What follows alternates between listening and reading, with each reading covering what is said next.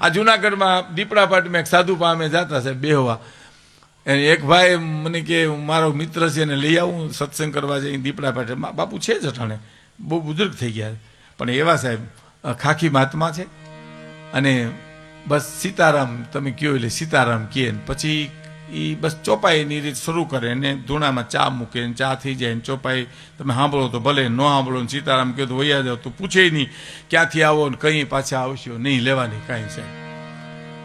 સત્સંગની સાથે જ એને સંબંધ, મારીને તમારી સાથે નહીં.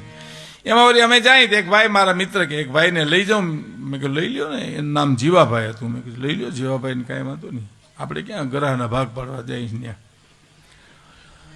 આવ્યા અમારી યાર, એવી સરસ એને એમ આમ ચા મૂકીને કીધું કે એ સુંદરકાંડ में अच्छी चौपाई लिखी है कि सुन हूँ भरत हम जूठ न કહી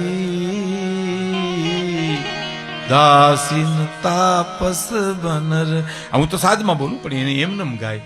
હા, સુન હું ભરત હમ જૂઠ ને, એવા સરસ અર્થ કરતા હતા. એમાં અમારે જે ભાઈ આવ્યા હતા ને જીવાભાઈ, એને ગોઠણી વાર્યા અને પૂછ્યું ધર્મ ને કરમ સમજાવો. ક્યાં ચોપાઈ, ક્યાં એની રુજુતા, અને ક્યાં આનો ધોરા જેવો હાથ. કરમ ને ધર્મ બે સમજાવો.